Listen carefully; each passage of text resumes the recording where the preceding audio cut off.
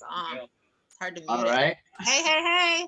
Hi, guys. Let me get back to the video here. Let me find you guys. I lost you now that there we go. Hey, guys. Hey, welcome, everybody. Everybody starts out muted. So, oh, yep. So if you're new, everybody starts out muted, but welcome, everybody. Just a couple things to start out with. It's something helpful for those of you new to Zoom. To see the speaker best, you'll want to choose speaker view versus gallery view. It's really helpful to do that. So when Art's speaking, you can just see Art and the gang versus all the different screens and all the distractions. And then we just keep everybody, people are still rolling in. There's Emily's dad coming on. Wave, guys. Hey guys, there's the crew. Let's put them on, let's go ahead and put them on spotlight here so we can see everybody. Hey guys, there's the crew at the Kent house. Look at those beautiful people. Hey guys. So the one thing I do want to mention tonight, if you aren't already on my text reminder list for reminders for solution groups with the link and all that kind of stuff, if you haven't received a text, then you're not on there. So if you'd like to be, you can just text me and just say subscribe, and I'll put you on there. And I'm just not sending you junk or anything, just sending you reminders for solution groups and the videos after and things like that. Yeah, thank you. Text me. Thank you. Somebody else? Yeah. Okay. You're still on spotlight. So I don't have any other announcements. Are you ready, Art? Not really. Shall we make up an announcement? Yeah. I don't have one to make up. So you're on. Let's get started.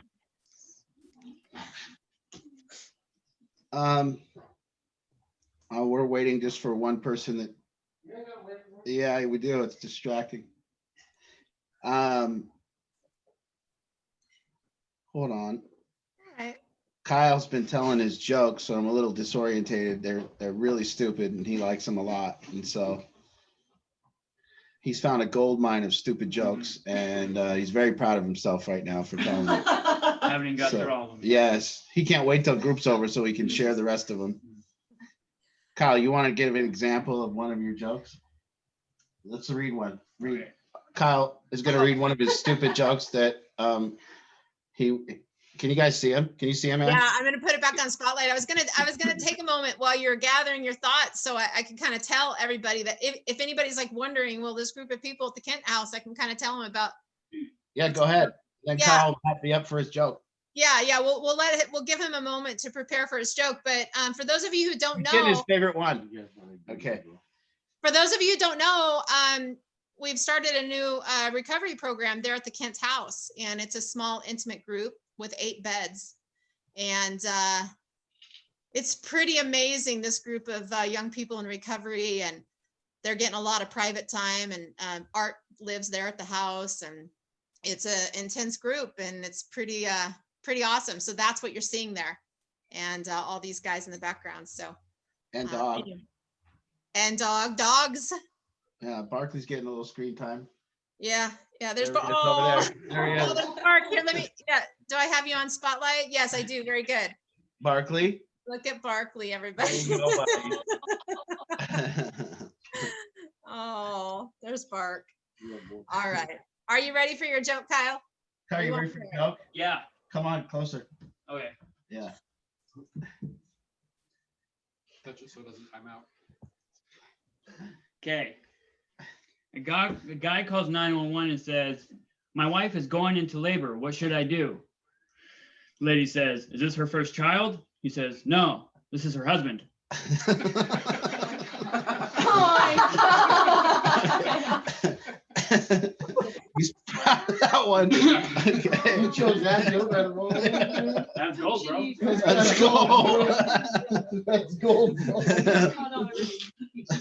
All right. Are we ready? And Kyle's one of the managers there at Rebuild Recovery. That's well, Kyle. he's been managing the couch pretty well. He holds it down. You know. Oh, all right. We're ready. I was about 20 days sober, and And my father dropped me off at Kent to go to a meeting at this place called the South End Fellowship. And they had this little blue house down in Kent. And if you went there, they had meetings all day, and was really a tough place because people were homeless that were coming there. And I would say there was a tint of depression to the place, and there wasn't much upbeat excitement things, but it was a place that I got sober. I appreciated going there every day, and I used to go to a meeting there every day. And after I got out of the meeting, I would walk around Kent, and one thing I would do was, I didn't have any work, or I didn't have any career, and I didn't have, I was 37 years old at this point. I lived with my parents, and I didn't have a friend in the world. None, not one friend. And I didn't have anything really going on. I hadn't worked in about 3.5 years. I was just too, I guess you could say, paralyzed to work or not functioning. And I would walk around Kent, and it was wintertime. So it was around February, or at this point, March. And it was cold, and it was dreary, and it was dismal, and it was raining, and depression was all I could really have come over me. And I remember looking at every building as I walked around Kent. And I remember thinking to myself, I didn't want to work in any of them. Like, I didn't want to go there. I didn't want that to be my life, that I would go to one of these buildings in Kent, no matter what they did, no matter what it was that was going on in that building. I didn't want to go there. And it kind of started dawning on me. This thing started dawning on me that it wasn't, there was a good reason why I used drugs and alcohol. And that reason was probably because I just didn't like life. I didn't like it. I didn't like how it showed up for me. And that led to a pretty big realization that there was something else going on here than a drug problem or an alcohol problem. And as I've spent the last 2 months in this house every day, I've come to the conclusion that, we can get people sober here, and we can stop them from using drugs. And because they don't have many options and they don't have places to go, that seems like the easy part. And then there's something that starts showing up. And what starts showing up is that what addiction really truly is, well, what we are as a human being, what we are as a personality, a persona, an ego, a self, a character. What we are is a collection of strategies. So basically, we just start out as nothing as a youngster, and then we begin to develop strategies to get what we want. And based on our parenting, or based on trauma, or what the things, survival, and the things that have happened to our life, we develop this little personality. And a personality is just a design or a strategy to get what you want. And that's all it is. And so maybe we let him out, maybe, and see that what he needs. So collectively, we just begin to develop this persona, or this way of being. And for the most part, it works for a while. So we get what we want. And some of those strategies had to work, or we wouldn't continue to use them. And so, but then you get to a point, whether it's high school or after high school, or wherever you get to a point in as an addict, you get to a point where the reality is that it has to be the reality that life just isn't showing up the way you want it to show up.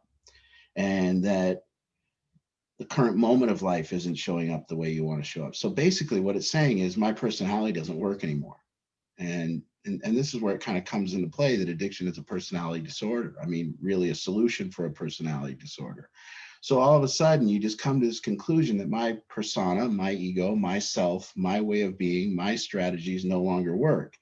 And that's that, first step of admitting that we're powerless and our life's unmanageable. And so you get to this point, and well, then drugs are the only option that will be available for us to maybe control, or to alter, or to avoid life. And how it doesn't show up for us. I mean, the pressure is pretty great, just the constant not showing up how we want it to show up. And so what it means is that we as a human being, that addiction just is a solution for a failed strategy. and for a failed persona, a failed personality. And so as I've grown with these or been here with these kids, what I come to the conclusion of is it's probably the hardest thing for them to figure out. It was the hardest thing to figure out for me, that as I walked around those buildings and I said I didn't want to work in those places. Well, what I didn't understand was nobody wanted me to work in those places. That even if I tried, I couldn't get a job there. And I'd quit so much in life because of drugs and alcohol that I was scared to even walk into those places, because there was a sense inherently that I was a failed strategy. That, you know, looking around, remember I said I didn't have one friend. I didn't have family members that wanted me to stay at their house. I didn't have people that wanted to be around me. And there was good reason for that, because of the way that that I had manipulated, that I had dominated people, tried to control them, tried to abuse them with language, tried to berate them, whatever it is that I used to do to get what I want, that stopped working. And I used to criticize, belittle. I still do. It's still one of my, you know, issues that I'm working on, is to not criticize and belittle people. And that's something that we're still working on as a self. And so what it says on page 64 of the big book is, it says that being convinced that self, and we'll just call self a strategy. We could say being convinced that our strategy manifesting in various ways is what failed us. So we consider the way our strategies manifest. The real sentence says being convinced that self manifested in various ways was what defeated us. We considered its common manifestations. And so if we're considering our common manifestations of strategist, of somebody who's a strategy, then that's the hardest conclusion that somebody has to come up with, that as a person, as a human, to get what I want and have life show up the way I want it to show up, I am a failure at that. And because I'm a failure at that, I use drugs and alcohol. And that takes the most level of humility. And what I'm finding is if you can't crack through that and convince the person, or have them be convinced that they are a failed strategy, well, they will continue with the strategies that they've always tried, resulting in failure, which inevitably results in relapse. And so the real challenge here is, can these young kids, can these people that are living here learn how to be a different strategy, have different approaches, be calm enough, be strategic enough, be sober enough to actually put together strategic ways of being that have life show up the way they want it to show up, and take responsibility for that.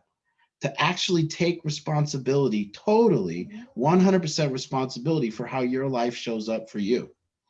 And this is the most difficult part of the engagement of the recovery process. What I'm finding out is to get a human being to engage in that, to actually engage in this idea that they as a human being are just a collection of failed strategies. And, you know, we developed these strategies as a youngster with our parents. And so, you know, to get what we want, we use things like the silent treatment. We use things like, you know, manipulation. We use things like, I won't talk to you and I'll go in my bedroom and wait for you to knock on the door. We use things like yelling. We use things like throwing things. We use things like tantrums. And all these strategies seemingly have worked sometime way back then. And at this point, they no longer work. I mean, you can't just like go to work anymore and then when your boss pisses you off, not talk to him. You have to actually go there and face up to your boss, and you have to be powerful enough to go say what you need to say. And so this is the most difficult part, is this work of recovery has nothing to do with just the quitting of drugs and alcohol, which, yeah, that is a good thing to not do. But the main part about this is this idea that you can remain as a human being, both sober enough, calm enough, responsible enough to always stay as a strategy. And you know, right after that sentence in the big book, what it says is, it says, being convinced that self manifested in various ways is what defeated us. We considered its common manifestation. So we considered our strategies. We considered how we show up and how the world shows up for us. And that's like insight to get into that, to look at how the world shows up for us and how we did what we did to make the world show up that way. And then when we want it to show up different, to sit there and say, this is what I need to do to make it show up differently. And that's tough stuff. because our brains as drug addicts just want to say quit and go get loaded. And every time life doesn't show up for us the way we want it to, we want to quit and get loaded. And so this engagement in this idea, and then also in that, right after that sentence, it says, resentments are the #1 offender. So then you see that they're not just, a resentment isn't just something you have. A resentment is this idea that you're blaming somebody for the way you feel, and you're also better than that person. So it lets us off the hook and it says, they're the problem. I resent them for what they've done. And I'm also so superior to them because I would never behave the way they behave. And that little resentment is a cozy little blanket that we can put on and not have to have life show up for us the way we want it to show up, because we can blame that. And so that's why resentments are the #1 offender, because they take us out of the idea that we're the problem. They take us out of the idea that it's our strategy that failed. And it gives us this alibi for failure. So a resentment gives us this alibi for this failed life showing up the way we want it to show up. And that's why they're the #1 offender, because see, if I can blame long enough, if I can do this long enough, I can wait until my brain just gives up and says, get loaded. So here we are. And I realize, things like, showing up on time is very difficult in this house. We will say at 6:20, we will say, hey, can we all be sitting down at 6:50? And they can't do it. They just can't do it. They just can't pull off 6:50 and sit down with no electronics and a cup of coffee. And we're working on that. But what I've found with all this is just this basic patience to see and wait for them to engage. And the idea that you being late 1 minute, that's why life's not going to show up for you the way you want it to show up tomorrow. Because I'm not doing anything for you because you don't keep your word. So when we don't keep our word in life, life doesn't keep its word to us. And that comes in so many forms. It comes in the forms of bosses not doing what we want and giving us the promotion. It comes in the forms of parents not showing up or feeling they need to show up for us. And it comes in the form of friends and family and everybody. And here, just the simple idea that if we could keep our word and be a person of our word and show up on time and wake up on time, that here waking up is just not generally anyone's responsibility. Waking up. And so an addict has to learn, and we have to learn in recovery, that waking up is our responsibility, that nobody else cares. And if you want life to show up for you today the way you want it to show up for you, then wake up. Let's start there. And so these are the basic things of and it's hard to connect the dots as an addict in early recovery. So I give them, really tough to connect the dots that why showing up at 7 a.m. when I said I would on Tuesday results in me having life show up on Wednesday the way I want it to. And that's tough for people to connect the dots, but it actually has a direct correlation. And it's tough to say that when I tell people I'll make my bed every day and I just can't pull that off, it's tough for that to tie back. So this humility that I'm asking and begging them and employing them and motivate, that's where the lack of motivation comes. See, the lack of motivation comes in early recovery because we just don't believe it. We don't believe that we can make life show up the way we want it to show up. We don't believe that we hold all the cards, but we do. See that glorious moment when once it was told to me by one of a mentor that I had named Phil. And Phil told me that it's called the 3-second miracle. When you realize that you're a cause in the matter of your life, when you realize that, that's a miracle. It's a miracle to realize that I'm causing the matter of life showing up for me the way I want it to show up for me. As soon as I realize that, I can no longer blame. And this is the biggest, really the resentments, the blaming, the justification, the rationalizations, the constant reasons why you didn't make it and you didn't keep your word. It's just a theme that we have in this house. It's very difficult. It's very difficult because it's all of us and we're trying to get through and live together here. And I'm down on the ground floor, but it's just, just to say a simple task of, hey, let's do this at this time. We don't generally pull it off all the time here.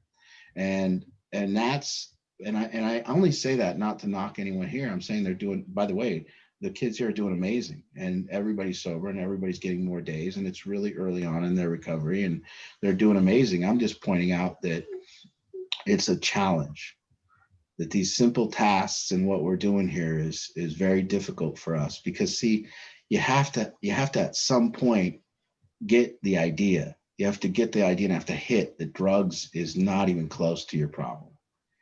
That actually drugs have been the solution to have life. You know, when they take drugs, life shows up for them the way they want it to.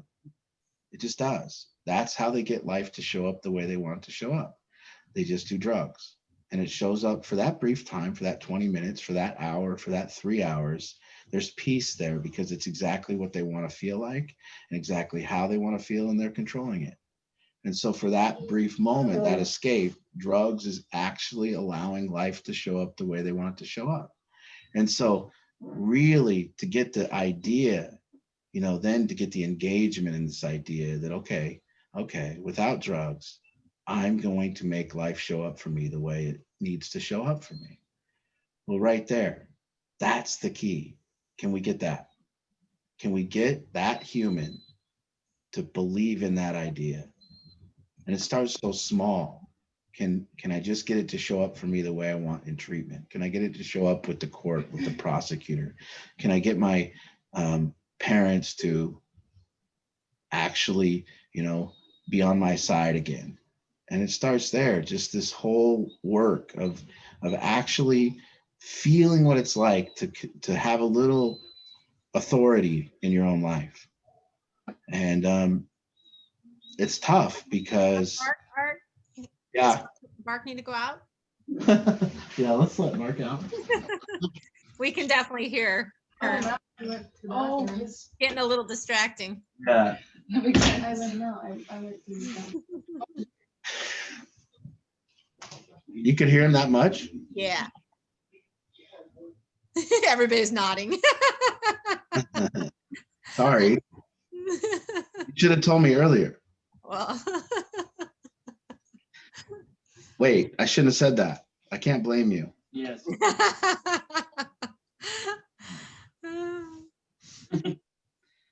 Well, you get your life going to a different point, and then you can start blaming again. You just got to have people who work for you or around that you can blame. Then it's fun again. You're welcome. But if you don't have any employees and you're the low man on the totem pole, boy, that sucks. Okay, we're just going to give it a second, a little break, and we'll start back up. We had great engagement last week, so I hope you guys have questions. And I think that I think that's what we're doing. We're getting this idea past the drug problem, moving the football down the field a little bit to another idea. You know, the eventual thing here of both of somebody in recovery getting to the point where they can do a couple things. One, they can have life show up the way they want it to show up and really, really understand that. And see, it's easy to when everything's going good, it's so easy to take credit for life showing up the way we want it to show up. I mean, that's the easy part. But the part is to hold yourself accountable when life isn't showing up the way it's supposed to show up, and to sit there with that eventual pain and to be able to do that. But this beautiful idea that they can move forward. There you go, buddy. Sorry we kept you. Better. thank you, It's Cam. really, it's really peaceful here, by the way. So You can tell. yeah, You can feel the calm energy. It's it beautiful. really is. It really Yeah. is. Yeah. So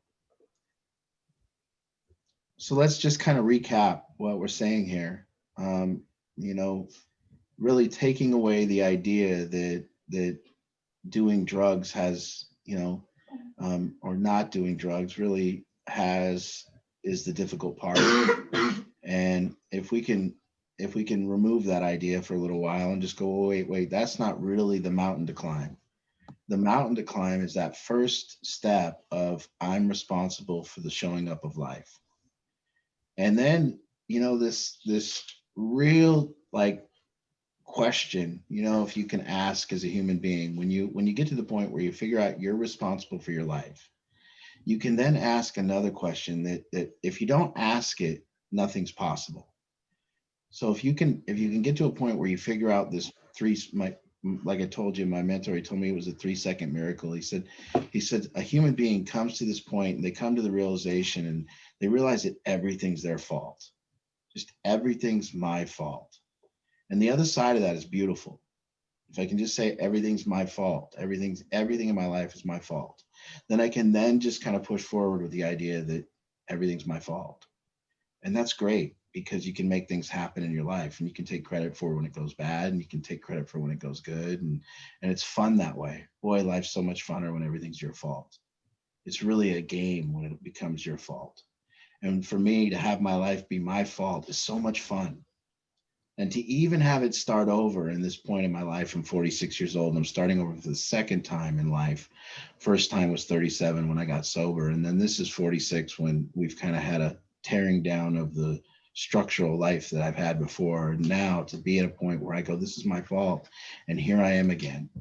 And now it's my fault going forward. And I want people to understand this question. So the question is, what is the possibility for me when I ask the question, what is the possibility for me? And then what is the possibility for me if I don't ask the question, what is the possibility for me? Or what is the possibility for my family as a family if I ask the question, what is the possibility for me, for my family, if I ask that question? So you see, what I'm trying to get at here is most people don't ask the question, what is the possibility for me? And without asking that question, there is no possibility for you.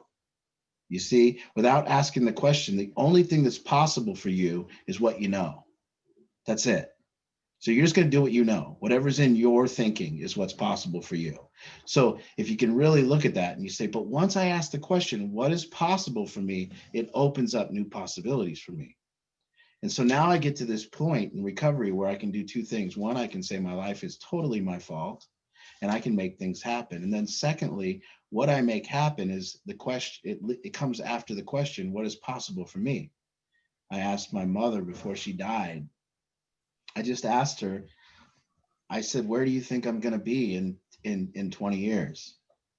And she didn't say it negatively. She didn't say, I don't know. She said, I don't know. And I love that. I love it. She didn't know, you know, and I'm not knocking my sisters because they're planners and whatever, but she had a pretty accurate idea where my sisters were going to be. She said that they're going to retire at this age and they're going to be doing this and they're going to go here a couple times a year and they're going to go here. And she goes, but I don't know about you. You're a wild card. I don't know where you're going to be. And that's true. Because I'm going to ask the question, what's possible for me?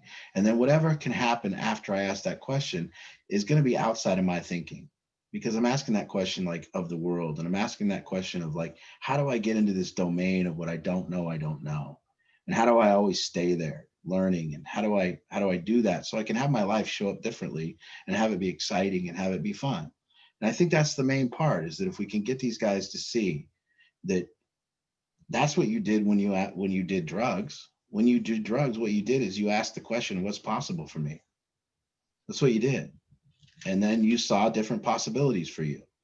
And that's this question now asked without drugs, to ask this question, what's possible for me? See, if you don't ask that question, I want to be really clear that not asking that question leads to no possibility for you. It's like the tracks are already laid out. You're just going to do what you do.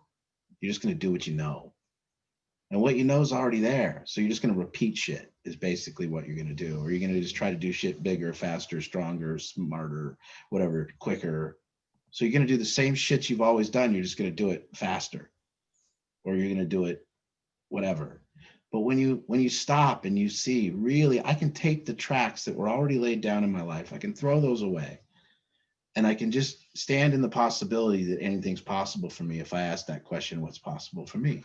And I start moving forward in that kind of way. And so for me, I've really gotten to the idea that without this form of teaching these guys to have life show up the way they want it to show up, well, very difficult to do anything and very difficult to stay sober, very difficult to not Because when life starts not showing up, it's really a quick spiral downward. First starts out with the resentment and turns into blame and justification and rationalization and why this isn't my fault and how does this always happen to me and why does this happen to me? And then it just turns out, well, if life's not your fault and it sucks, well, I argue that doing drugs is the only logical solution to that. If you're convinced that life's not your fault and you're convinced that it sucks, what other thing would you do with drugs? If you don't do drugs, you're more insane than the person who does.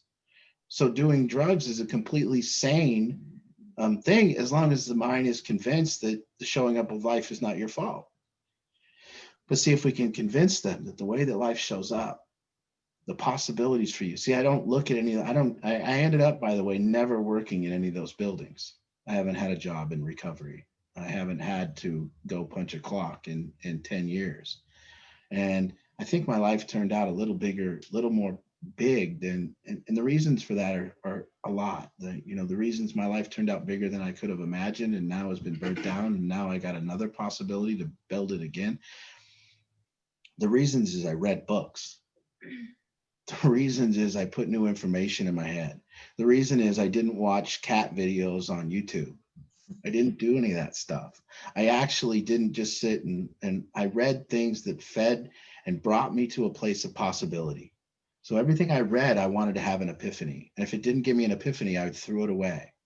So epiphanies are what change the possibilities. They're kind of an old thing shown to you in a new way that makes you kind of wake up and go, whoa.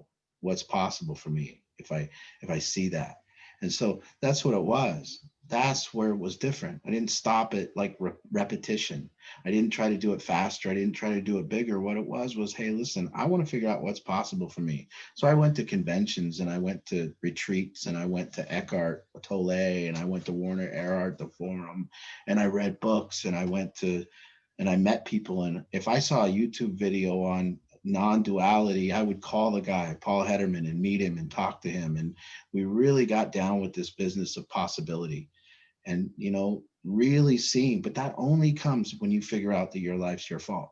It only comes when you grasp that and hold on to it and cherish it. Cherish the idea that it's your fault. Cherish the idea that the only really way to create an expected value of yourself as a human being and to increase your value as a human being, I find that generally the only way to do that is by keeping my word and by being a person of my word. That's seriously, like, if you notice and look around at the people you value, you will see that they always keep their word. They're always on time. They're always there. And these little things started showing up for me that if I kept my word, life would begin to show up for me the way I wanted it to show up. And when I didn't keep my word, it started collapsing backwards on me. And so keeping my word wasn't a matter of being better than other people. It was a matter of when I needed it for me. Because if I kept my word and I paid and I did what I said, for some reason, life just got better and life just started showing up better. And when I didn't, it started going the other way. So for me, it wasn't a thing of like, I'm morally better than people or anything like that. It was just simply, no, listen, I have to do this because my life shows up better than when I do it. And so that's the convincing that we're doing here. Being convinced that strategy manifesting in various ways was what defeated us. We considered our new strategies. Now, can they stay sober enough? Can they stay complete enough? Can they be resentment free so the mind has time to be a strategy rather than the mind being a justification machine, a rationalization machine, a blame machine, or a poor me machine, or whatever it is. And that's the time spent here in early recovery. Are you spending time as poor me? Are you spending time blaming, complaining, rationalizing, justifying yourself? And if you are, it's all wasted time because you're just going backwards. And it's not keeping your word and it's not doing anything to have life show up better, but you can do it if you'd like. And that's what we're trying to get people convinced of. And if we can get them convinced of that, we can get them engaged in recovery and actually a long-lasting recovery. A long-lasting, no longer will I use drugs to have my life show up the way I want. I can do that. I can have it show up the way I want. So I hope that I hope, and we employ and we beg and we try to engage and we stress keeping your word and we do that. And I hope that it works. And that's the work of treating addiction. That's the work of fighting another human's addiction, is actually holding them accountable to their word until they're ready to walk on their own 2 feet and see how good it is, to see how good it feels to keep your word every day, to see how good it feels to look people in the eye and get home from work rather than just done nothing that day. So we'll open it up for questions. And, it's been a tremendous wake up for me to see the intricacies of dealing with a small group and really how all of our energies meld together and sitting in this house and feeling one person's energy get lowered and then pull the rest down and having to build it back up, and all of us traveling together through this little 30 days that we're spending together, or 60 days or whatever it is. It is tough stuff, guys. If anybody want to put yourself through hell, come move in. It's you can have my bed for 2 days. I'll go over to your house and you guys can try it. It's amazing. Yeah, I haven't punched anything. I haven't hit any walls. I haven't really lost it yet. So that's good. But there's always time. So anyways, I hope we can get some good questions tonight. And I hope if you have any questions, we can even take stupid ones. Yeah, let me tell people how it works. If you have a question, there's a raise your hand feature on your screen that you can raise your hand and get in line. If you can't figure out that feature, you can get my attention any way you can. If you unmute yourself, wave your hands, whatever, and I will find you. I'm going to keep scanning the different pages and look for those who have a comment, question, any kind of share. We'd love to hear from you guys. Like Art said, we really, really enjoyed last week. There was so much interaction. It just really made it. So we welcome anything from everybody. And let me just point out, oh, good, very good. Tim from Pennsylvania, Kaylee's dad, let's get you. Hold on, before we get there, I just want to, on a side note, I've done the math on our cigarette smoking here in this house. I've done just a quick side note. I had to compute today just for fun. I've averaged that each one of them smoke 12 a day. Oh boy. There's 7 of them. So we produced 84 cigarette butts a day out of this house. And I averaged that they smoked for 7 minutes every cigarette. Mm-hmm. So on average, 84 times 7 is approximately 600 minutes of our day is spent at this house with a cigarette smoking. So I've worked it out. No, so what we have really nailed down the front porch, and somebody is on there for 600 minutes a day. That's 10 hours of our day. Somebody will be smoking in this house. So it's like shifts.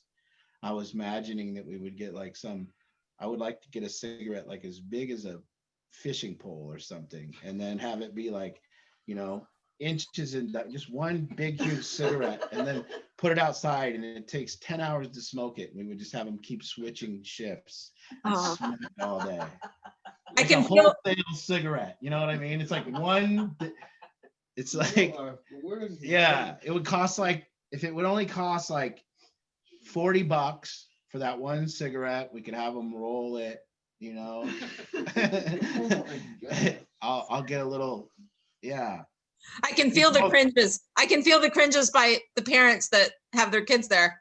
But let me just tell you, parents, they're the ones buying the cigarettes. They know more than they've already done the math too. Let me just say though, I used to cringe too. But you know what? When you're fighting a heroin or meth addiction, let's just put down the concern about the smoking. Let's not just. So parents, take a deep breath. If that's got you cringing, let's just put that down, because I don't know. It's a lot of cigarettes. All right, Tim from Pennsylvania, let's get you unmuted. There we go. Hey, Kaylee's dad. Hi. Hey. Kaylee. Hi. Hi. Let's have Kaylee say hi too. She's coming. Okay, her mom's here too. Her mom, Brenda, and Dawn are in the house as well. Go ahead, Tim. Maybe I missed it in previous sessions, but what's the daily routine like besides smoking cigarettes? The typical day like there. A typical day, we wake up at 7, and at 7 we have meds. It takes them a little while to take their medication. They have some meds they take, and they do that, and they smoke a cigarette, and we wait for that, and then we have breakfast laid out, and usually during the week we have cereal and fruit and bagels and yogurt, and that's the weekly breakfast. And they eat breakfast, and then we do group and chores, and that takes us until like 10:30. So by 10:30, group and chores, breakfast done, and then after 10:30, they usually have to go handle some type of business. So whatever it is, business-wise, for their life, individual life stuff. And they do that until lunch, and then we have lunch, and then at 1 o'clock we do another group, and we do group from 1 to 2, and then it's free time from 2 to 4, and then we have dinner. Get up and start cooking dinner. Kaylee's usually the one cooking. She cooks a lot of our meals, and breakfast sometimes. And breakfast sometimes, and she does really good. And then Great over easy egg. she's an over easy egg master at this point. It's better than a diner. It's Mhm. they are. So Perfect. so they're perfect now. She's got the perfect eggs, and then after dinner we clean up, and then usually there's a football game on or something going on that we're all doing, and then at 8 o'clock we do our closing group until 9, and then they get ready for bed, and we go to bed at 10, and that's it. And throughout that they smoke 12 cigarettes. So- No. yes. No. Yes they do. Yes they do. Don't let them lie to you. And listen, they also vape. They vape, so it holds them over between the 12 cigarettes. So they vape the whole time between the 12 cigarettes. Hey, I'm not telling a lie. I'm telling you, this is what I put up with. You're just walking through clouds all day. You know what I mean? Yeah. Yeah. But it isn't meth clouds, and it isn't heroin. So there's a bonus, right? Yeah. That's right. That's Silver right. lining. Yes. Yes. It is important that we parents put that in perspective. Yeah. It is. I learned that. It's not worth the battle. And Kaylee can sing too. We learned that. She can Oh, sing. yes, she No, can. She can sing, no. and she's playing the guitar. No. Yes. I can play. Yes. I can play one guitar string. That's Yes. about it. No, she's really good singer. And she's a really great Pictionary partner.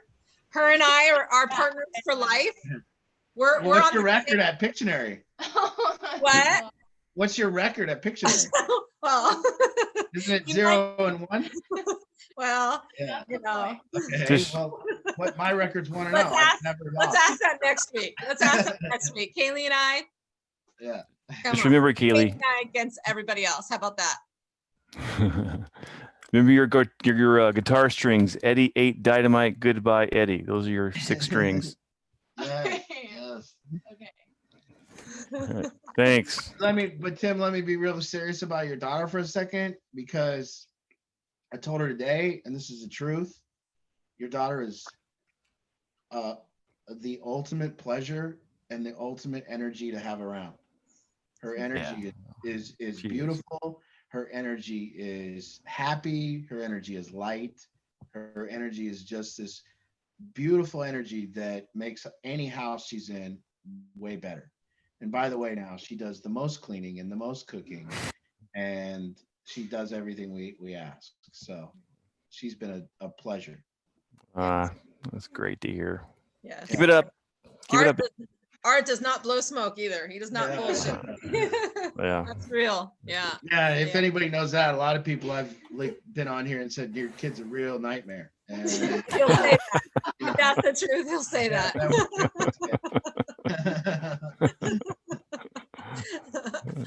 Oh man, you get the real deal here. All right. Thanks, Tim. Glad you're on every week. And then Brenda and Don are in too. So did Kaylee get to see you guys that you're Yeah, on? she Hey sees 'em. guys. She sees them. Here, I just unmuting you real quick, just so you can say hi. I know you usually watch the recording, and I'm so glad you're able to be on live tonight. Hi, guys. Oh, we can't hear you. We can see you're trying to talk. There's no sound. I can tell you're trying, but yeah, we're looking forward to having you guys over tomorrow night. Yeah, they're trying. Look at them. They're trying to talk. There's no sound. Can you see them, Kaylee? Yes. There we go. There they are. So we'll see you guys tomorrow night. Look forward to it. All right. All right. Who's next? Shar and Dale's in the house. Tanisha's parents. Hey guys. Let's put you on for a second so you can say hi. Can we unmute you? Can we hear you guys? Hi. Hi guys. Hi. Hello. We're happy to be here. Thank you so much. Glad you're here. Glad you're here. Hi, T. I love you. Glad you guys are here. Where's the puppy? She's asking about the puppy. Okay. Yeah. Moment. They miss you. They miss her. All right. All right. Just be the puppy. Oh, my heart, it's exploding. I'm gonna chase the puppies around. She's getting them. Oh.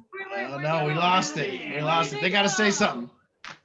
We're back. Ah, Oh. ah. Rosie's not happy. That's Ralphie. That's normal. What happened? So Oh, Rosie woken up from a nap. She was sleeping. all right. She was sleeping. Oh, Ralphie's fine though. Adorable. all right. Adorable. That dog doesn't smoke cigarettes, does it? No. Not yet.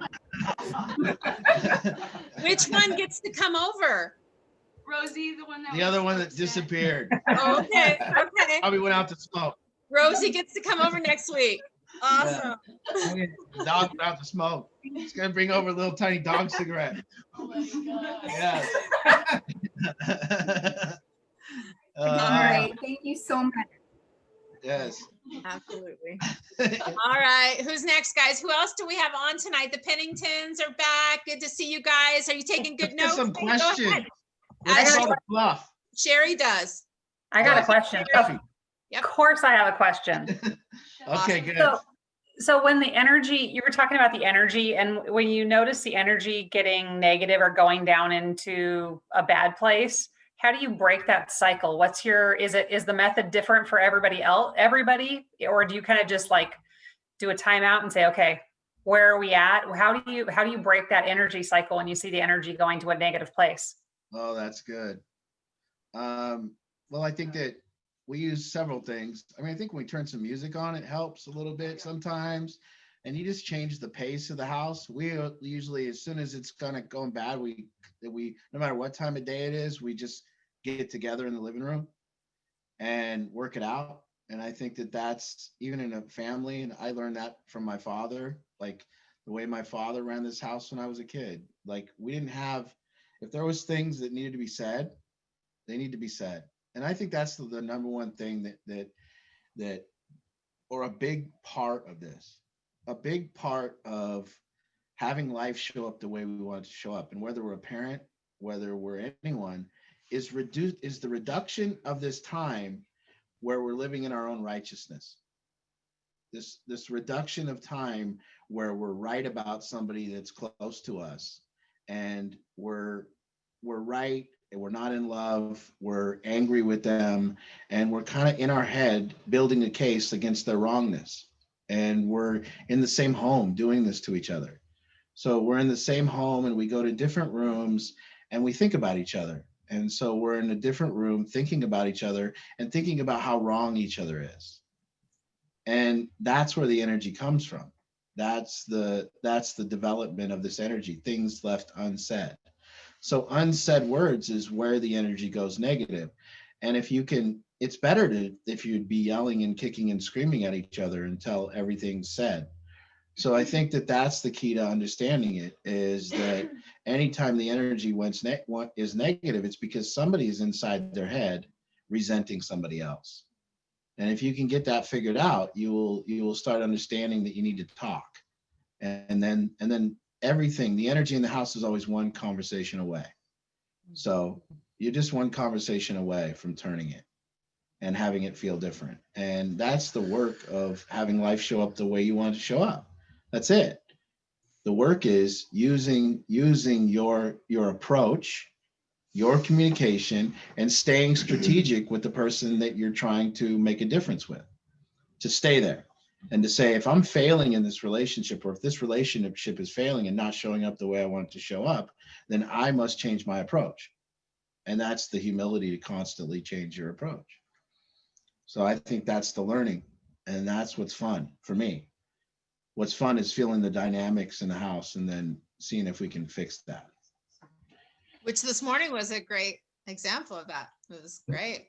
That was Well, a and great- that's what I didn't understand with the big house, or what I didn't understand is, you can you can come and churn the dirt up, and you can just rototill the whole thing, but you got to be there to see what happens next. And so I would come and like kind of rototill the place and turn up all this loose dirt, and then go home for the day and maybe not understand what was going on after I left, and how that builds more resentments. And so now being with them before it happens and after, it's really, really more insight into the learning process of this. So it's actually fun. It's fun to see if you can pilot the energy of the house and keep it at a certain level, and how long you can do that. It's a lot of fun. So that's what we're working on. But this then is a training ground for them to learn to do it with their own families in their own houses, and to learn how a proper house does feel. And I don't think that many of us had that. A lot of our families didn't talk to each other. When things got worse, we just held resentments, and we just stuffed things. And it's new for people to have to talk when they're not feeling like talking. It's new for people to be forced to come to the table and say what's on their mind. And it's a prompting, constant prompting and prodding it, like, listen, I know you're not doing good. I know that you're upset. So let's get it out. Here we call it being on it. And you see somebody's they're on it. They're just on it. They're on a resentment. They're blaming somebody else for how they feel. Well, that's got to be worked out. So that's the work. Hey, Michelle Jones has a question. Go ahead, Michelle. Hi, this is Tanisha's grandmother, and I just wanted to say hi to her. Awesome. I can't see her anywhere. Grandma. I Hi. don't know which box she's in. Let me put them on spotlight here so that we can see the room. There's Tanisha. There she is. Take the hoodie down. Take the hoodie down. There you go. Which dark box in is the she room. in? It's Huh? dark in there. It's dark in there, but there's that beautiful girl. Okay, wait, I got a hunt. There. Oh, here, I That's think I better. found it. That's better. Oh, is that you in front? Yes. Tanisha? Yes. Hi, honey. Hi. Miss you. Okay, that's all. All right. Awesome. Where are you from, Michelle? I'm from Washington. I'm Yeah, living on Camino Island right now. Okay, Oh, great. Glad you joined us. Thank you. yeah.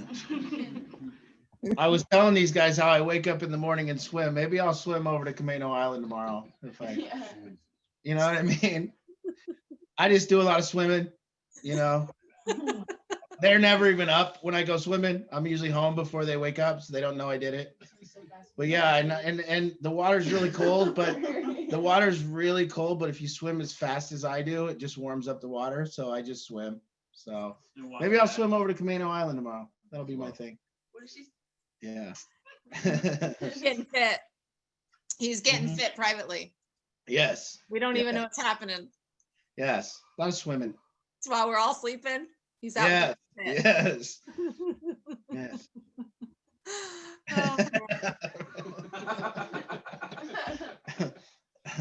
So for anybody who wants more information, What did we miss? Nothing. You don't want to know. No. You don't want to know. No, you already know. Yeah. Uh-oh. Moving on. Moving on. So for anybody who wants more information about Rebuild Recovery and the program there that Art is running at the Kent House, you can reach out to me. There's, like I said, I think I said earlier, there's 8 beds there, and if you would like some more information, reach out. Love to give it to you. I think we have one empty one right now. One available bed right now. Beautiful. Oh, two. 2? Yeah, Okay, 'cause got we 2 had a move beds. up. Okay, 2 beds. No, She's she's coming coming on Friday. We Yeah, have there's one. really something to be said about the quality versus quantity. I can't imagine ever seeing you go back. I mean, I know that Art's always wanted to give more one-on-one time, as do the hundreds of families we've worked with have always talked about, like, wouldn't it be awesome if we had the opportunity for more one-on-one time with Art with our kids? And here's the opportunity for that. All right, who's next? People are quiet tonight. Well, I think Even basic questions, you guys. I don't know if there's not really new people on. I think everybody's already aware that, but just in case, one of the things that we do, a starting point and how we work with families is a consultation. So I don't think there's anybody that needs that though. Yeah, I don't think it's, tonight. I don't see anybody that hasn't. What'd you say, Art? Nothing. Yeah. Never mind. I don't see anybody that needs that information, so we can flow right over that. What were you about to say? I think that I want to like make sure that we do understand in a different way what it means to have life show up the way we want it to show up, and what it means to be that level of responsible. And I know that human beings seem to, or I would say American culture states, I don't know, I'm just giving it an idea, but there's an idea that responsibility has something to do with the paying of bills. And it just seems like when we say a responsible person in America, it just means they pay their bills. And I find that to be not true. I think what paying your bills gets is cable. Paying your bills gets you power. Paying your bills gets you a car to drive. Paying your bills gets you a home to live in. And without doing those things, you don't have any of those things. So to call that responsibility, to me, just seems kind of nonsensical. You just got to pay your cable bill, or you can't watch Comcast. That's silly to call that responsibility. But to actually call responsibility, no blaming, no complaining, ever.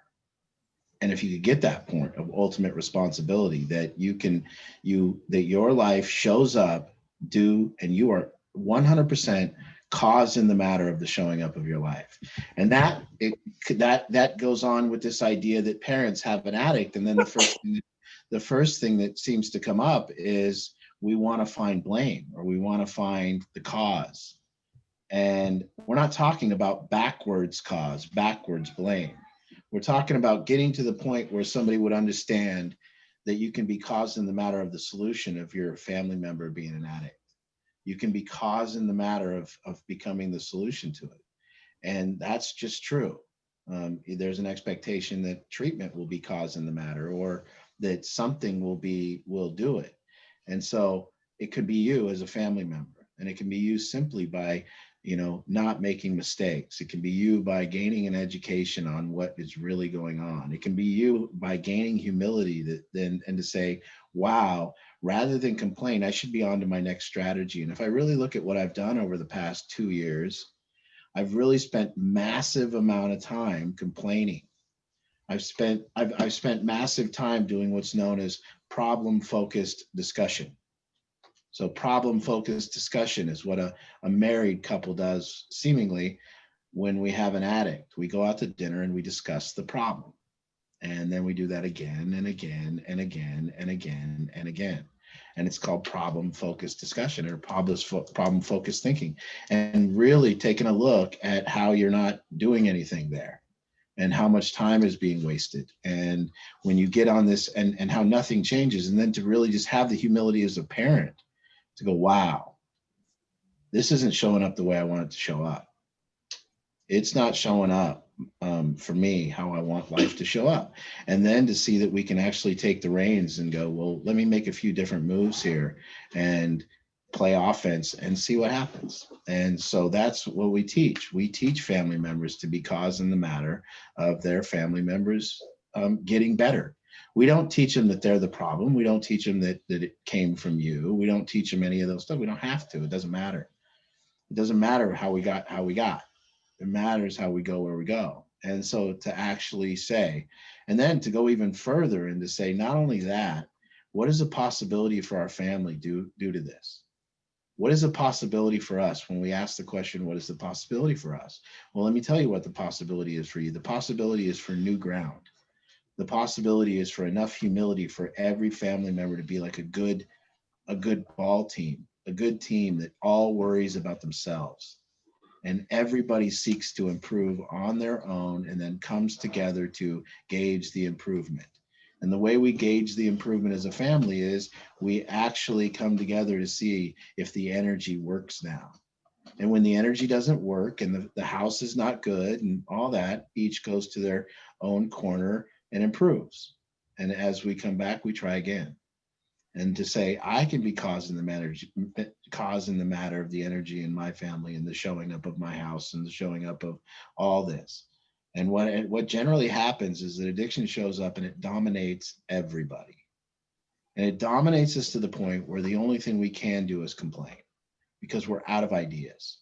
We're out of solutions. We don't have the next one. You know how exciting and invigorating it is when you're at work and then somebody states a problem and you know the answer.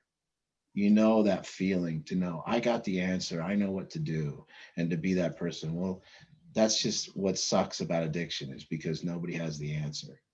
And so nobody's got that vitality or that drive to go do the next strategy because they've tried like 2 simple strategies that failed and they gave up. And then complaining is what ensues.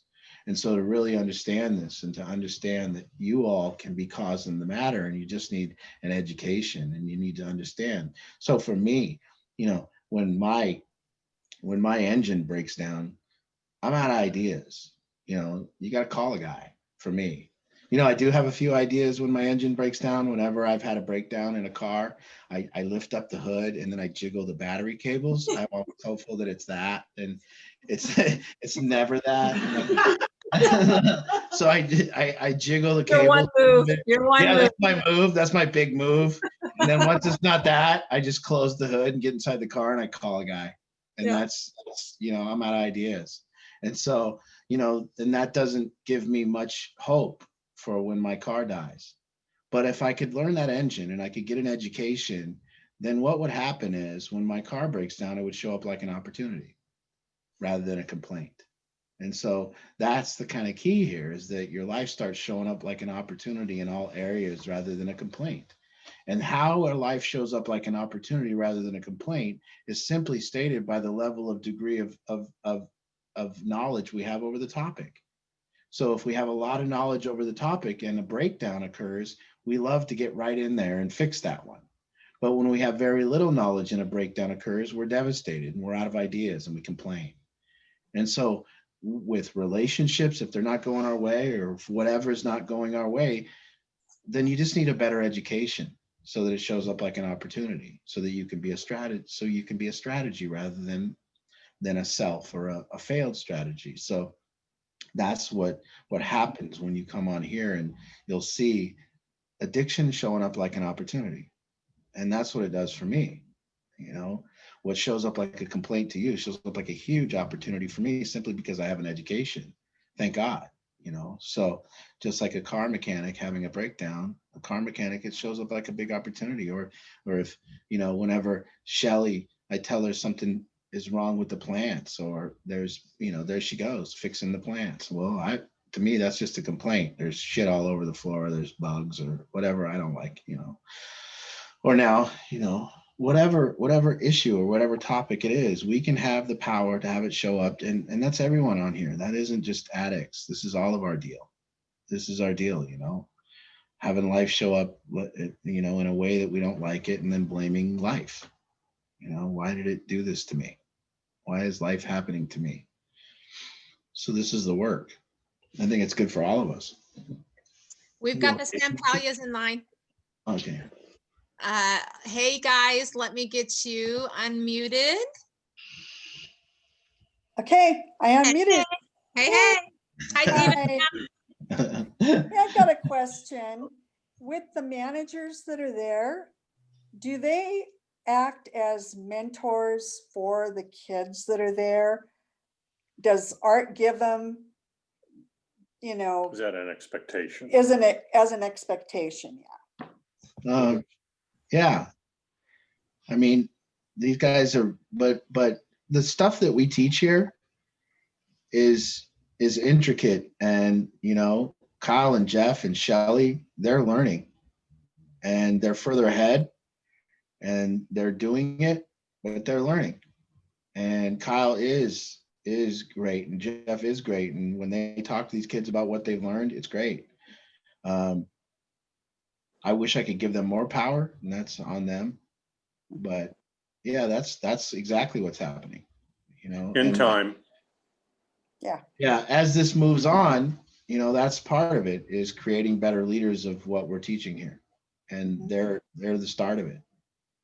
So absolutely, and Kyle and Jeff are temperament experts, truly. So what Kyle and Jeff, Kyle and Jeff have the most soft, pure energy that you'll ever see. So they come into a room and they just soften it. Now Shelly, not so much. But Shelly has different management skills. Shelly actually keeps her word and is on time, and maybe Kyle and Jeff struggle with that, but Shelly's on time and keeps her word, and she knows how to run the practical running of a house. And so we've talked a lot about those two kind of these three learning from each other and getting down this stuff. And so, yeah, absolutely. Good. And that's Jeff and Kyle there on the couch, sitting next to each other.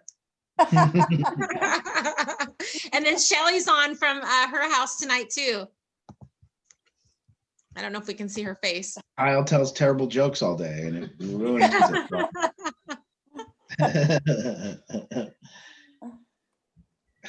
All right, who's next? We've got like 15 minutes left, so we got lots of time for any other questions, comments,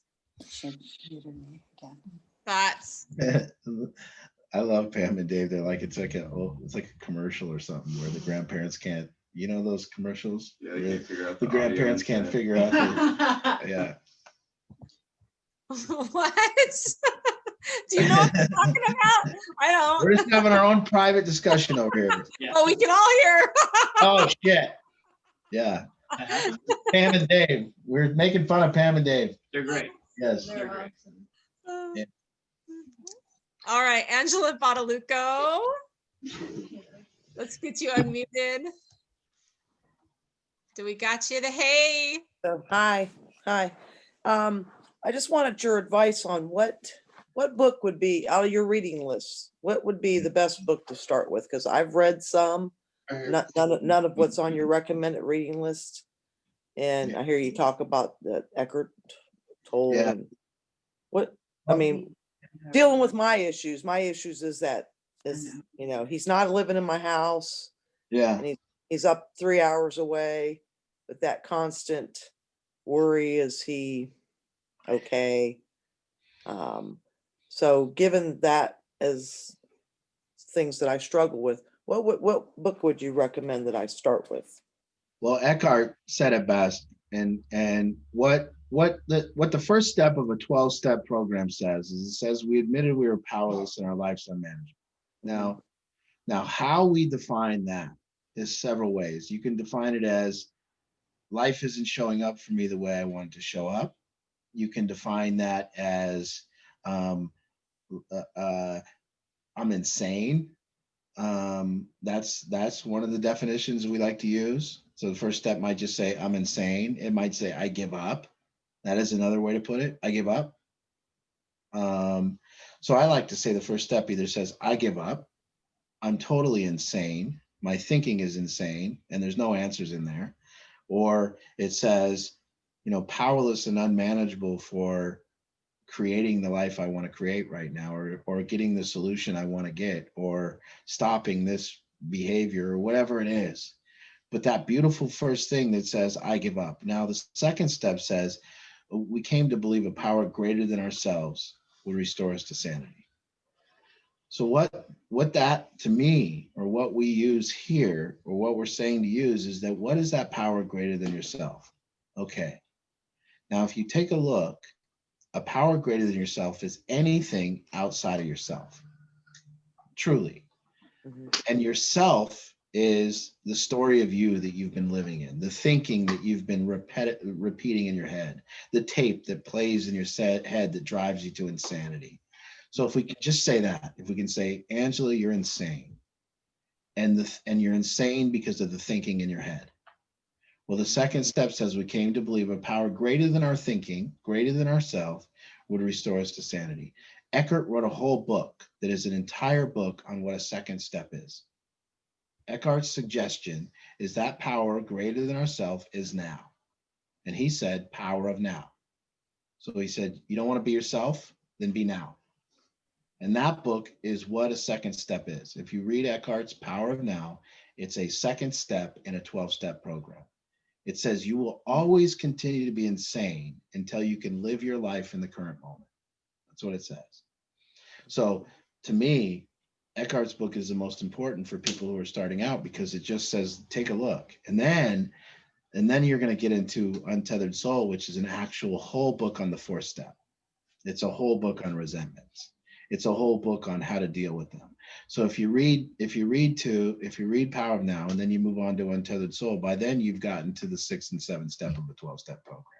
See, so the Power of Now, though, it's an amazing power of now. Now, and what he's suggesting is now equals God. He kind of underlies there. So power of God, God equals now equals God, God equals you are now, you are God, all that. So now if you see it, you go, well, if I'm now, then I'm God, which is love, which is me, which is who I really am.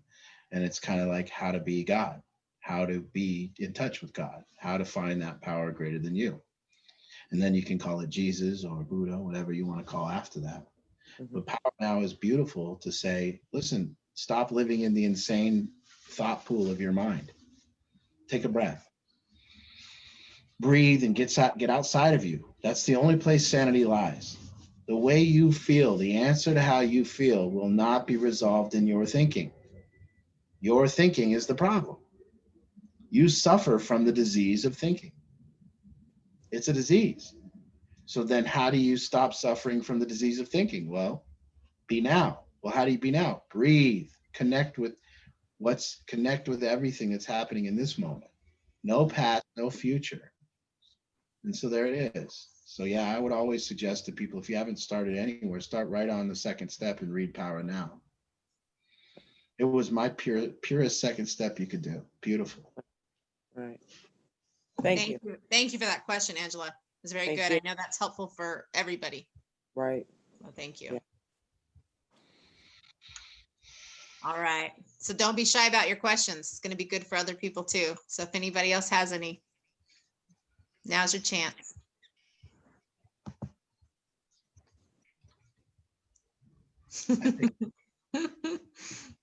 Dead silence, Art. That's all right. Sometimes it's all right. I'm okay with it. How come Dennis hasn't signed up for coaching yet? I can see him sitting there. You know?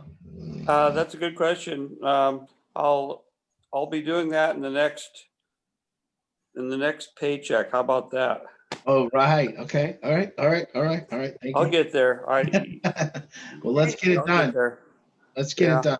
Yeah. So my daughter, she moved away again. She's living with a friend somewhere now. So she was with me, but now she's, as of actually this week, She's moved on. We got to get you So- prepared.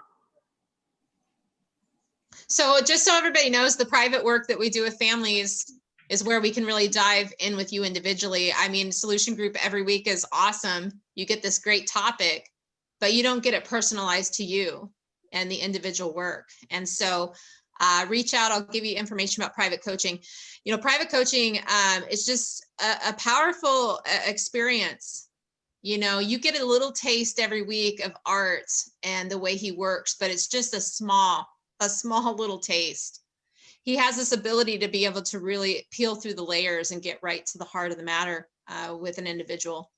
And I can't recommend it enough. The other thing to tell you too is he doesn't play around. He doesn't draw anything out to keep you coming back for more. In fact, it's quite the opposite. He really likes to get right down to it and really move on to the next, you know, just because he just gets to the point. There's no reason. He just doesn't fill anything up with fluff. So, you know, you're not going to be signing up for session after session after session for months and months and months. So I got into this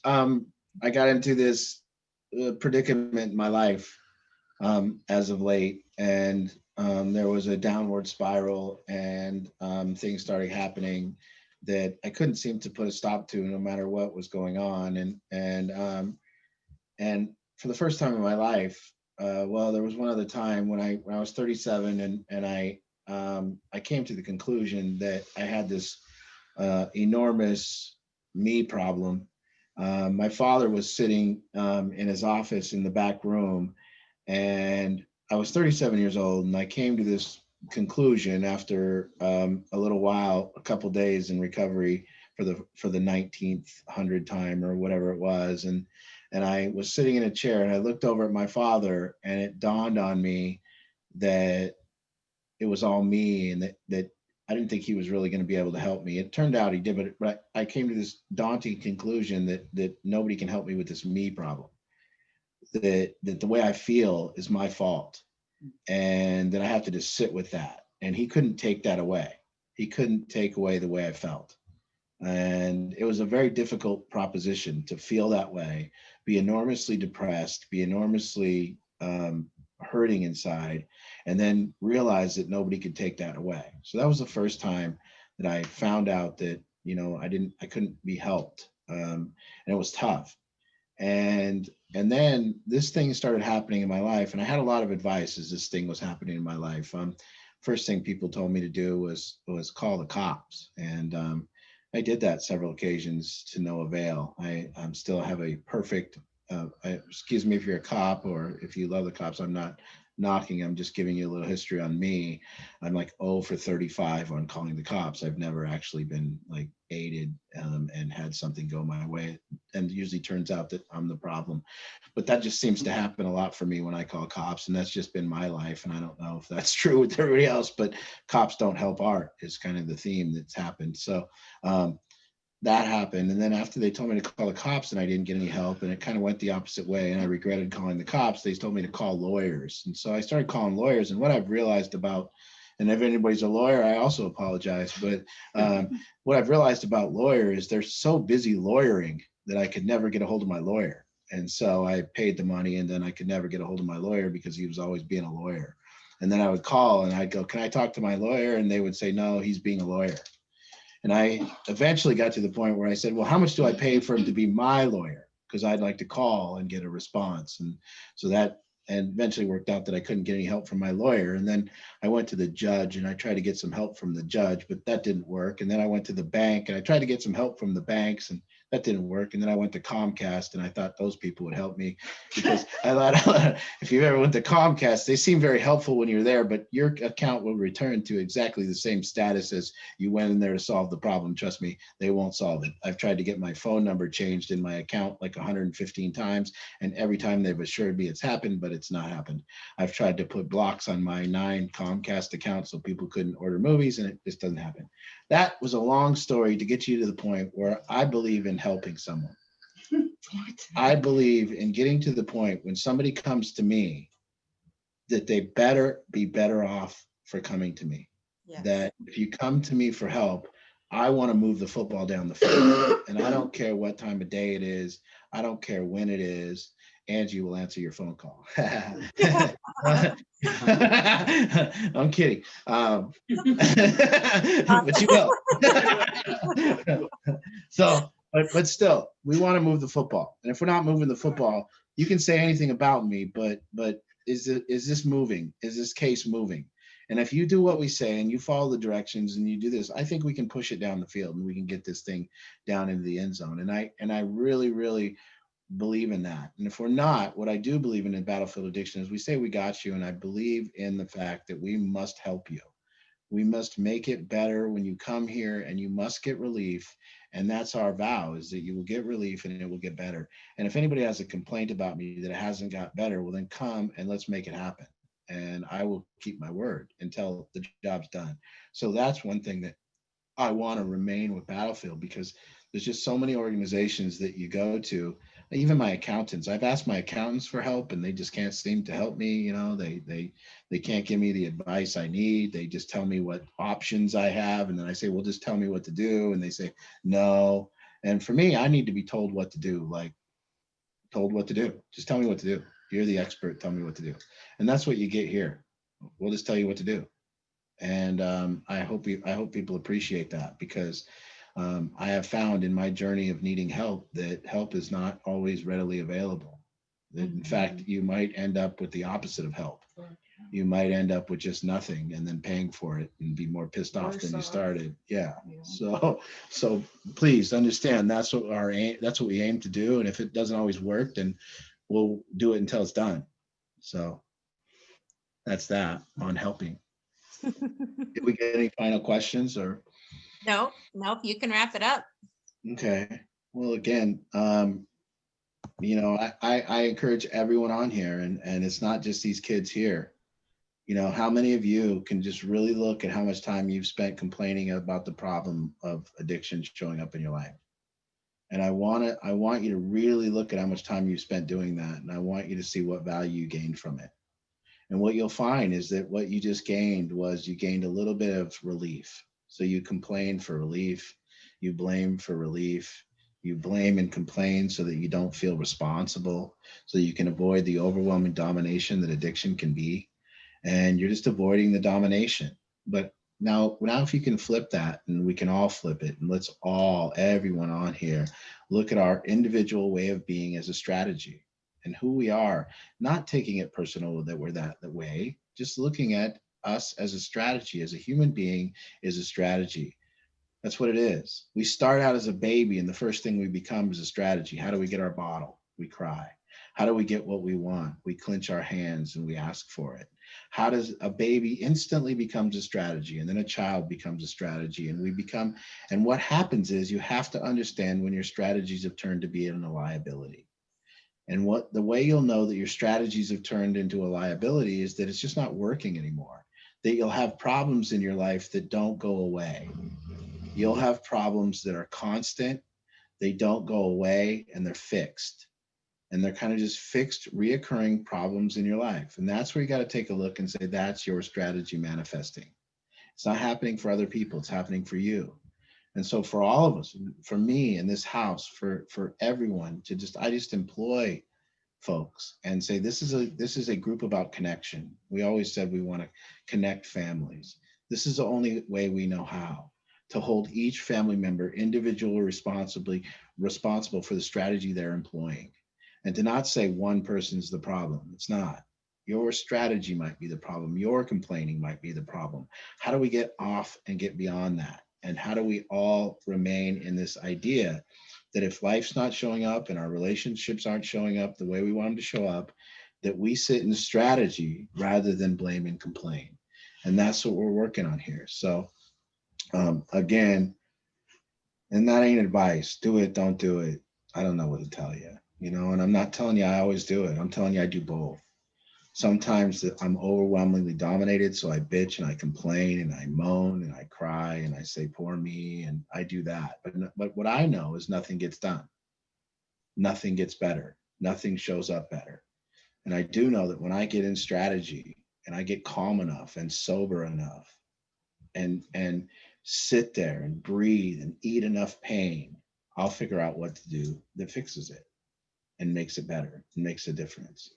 So again, every Tuesday, thank you guys for coming. It is an honor and I love it. And these kids are really doing great and they thank you for coming and we all do. So thank you. Thank you, Art. Thanks, Thank you, Art. everybody. We'll see you next week. Again, if you're not on my text list, you can text me with a subscribe and I'll put you on there so you get reminders. Have a great week, everybody. Bye. Good night, good night, good night. Hey, John Swanson was in the house. Emily, your dad's here. Make sure you know that.